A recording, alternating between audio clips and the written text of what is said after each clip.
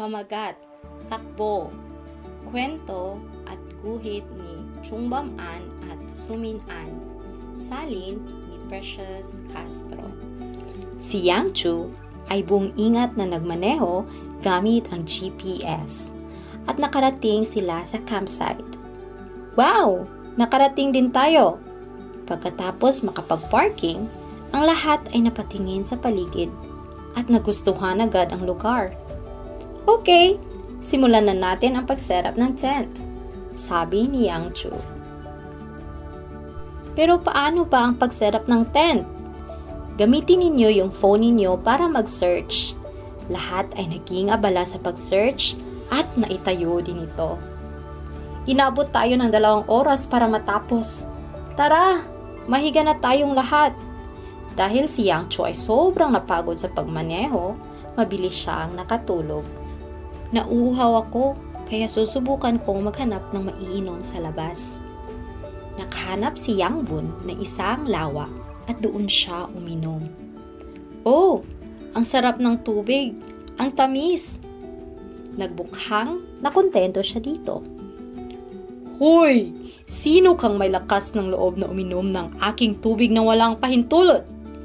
Ikaw ba isang estranghero dito? Tahimik na lumapit ang leon. May kakaibang naramdaman si Yang Bun. Kaya agad siyang napalingon at tumambad sa kanyang paningin ng isang napakalaking leon na papalapit sa kanya. Siya ay nagulantang at agad na kumaripas ng takbo. Ang magkakaibigan ay nakita ang paparating na sina Yang Bun at ang leon na parang masayang naglalaro. Grrr! Napansin ng magkakaibigan na habang nasa loob sila ng tent, nagalit ang leon at sumisigaw si Yang Bun na, "Bilis! Takbo!" Kaya silang lahat ay napatakbo na rin.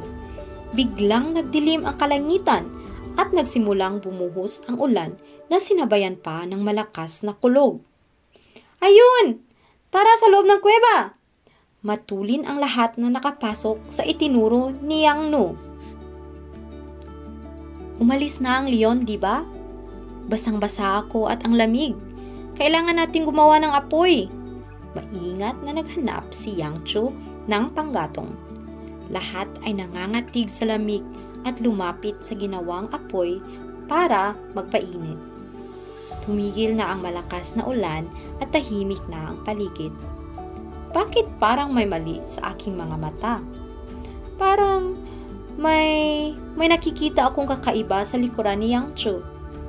Lahat ay napatingin sa direksyon na itinuro ni Yang Pa. Ito ay lungga ng mga uso! Takbo! Ayun! May barko! Sumakay ang lahat! Sigaw ni Yang Chu habang ginagabayan ang lahat. Ay, salamat! Nakakatakot yung mga uso kanina. Kamusta kaya yung tent natin? May pagkain pa naman doon. Sobrang nagugutom na ako. Nangingitig na yung mga paa ko. Lahat ay nagrireklamo sa sobrang pagod sa kakatakbo. May nakikita kong isla doon. Konting tiis na lang at makakarating na tayo. Aray! Sino ba humampa sa ulo ko? Galit na pahayag ng pating. Inangat ng pating ang kanyang ulo para alamin kung sino ang may kagagawan. At sa pundong ito ay pating! Takbo! Anong takbo? Nagkabukol ako sa ulo ng dahil sa inyo. Binilisan ni Yang Bun ang pagsasagwan upang makalayo sa lugar na iyon. Mga kasama, nakarating din tayo. Bumaba na kayo kaagad at tumakbo sa camping site. Hindi na tayo maaabutan ng pating na iyon. Kunting tiis na lamang. Tanaw na ang sasakyan natin mula dito at ayos lang yung tent natin. Sandali lang. Parang may bagong disenyo yung sasakyan natin. Sino ba ang nagdisenyo habang wala tayo? Kailangan kong lumapit para suriin ang sasakyan, sabi ni Yang Nu. Gutom na talaga ako. Maghanap na tayo ng makakain. Nakarating din ang lahat sa sasakyan na pilit hinihila ang pagod ng mga binti. Naku, hindi. Hindi sila disenyo ng sasakyan, kundi mga uod sila. Hindi natin ito kayang lutasin. Saad ni Yang Pa na puno ng pangangamba. Lahat ay pinikit ang mata.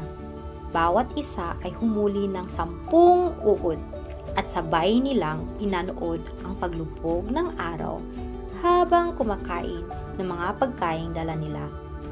Sa susunod na lakad, siguraduhin nating handa ang lahat. Uwi na tayo at magpa-deliver ng pizza at chicken. Magandang ideya! Humihimig ng awitin ang lahat sa loob ng sasakyan habang binabagtas ang daan pauwi. Panahon na ng tagsibol. May mga bulaklak, mga ibon, at maganda ang panahon kaya tamang-tama para lumabas ang magkakaibigan. Si Berdeng Tupa ay nagdala ng kimbap. Si Dragon naman ay nagdala ng marshmallow. Si Aso ay naghanda ng pangmerienda, habang si Pink na Tupa ay nagdala naman ng mga strawberry. Gustong-gusto mo pala ang marshmallow. Masaya ako na dinalhan kita ng mga ito, sabi ni Dragon. Tama, ang sarap! Tugon ni Pink na Tupa. Unang pagkakataon ko ito na mag-ihaw ng marshmallow at masarap pala, sabi naman ni Aso. Pinag-igihan ko talaga ang pag-ihaw nito sa apoy. Pagkatapos nilang kumain, ay naglibot sila sa paligid. Nabalot ng amoy ng inihaw na marshmallow ang buong kagubatan. Alam ni Cheetah ang pinanggagalingan ng amoy at pinuntahan niya ito. Mga kaibigan, isali ninyo naman ako sa laro ninyo, ang sabi ni Cheetah. Sige, halika! Tugon nila sa kanya. May alam akong lugar na siguradong magugustuhan ninyong maglaro doon. Sundan nyo lang ako. Lahat ay sumama kay Cheetah. Wow! Isa itong palaruan! Ang lahat ay nasabik at pabalik-balik sa duyan at nagpadulas sa slide ng maraming beses hanggang sa inabot sila ng gabi. Tara, matulog na tayo. Inaantok na ako. Lahat ay nakinig kay Dragon at pumasok sila sa tent kaagad. Sa sobrang galak nila ay mabilis silang nakatulog at nagsimulang managinip. Bukas, mas maraming lugar pa ang ipapakita ni Cheetah sa kanila. Anong saya pa kaya ang dala ng bukas?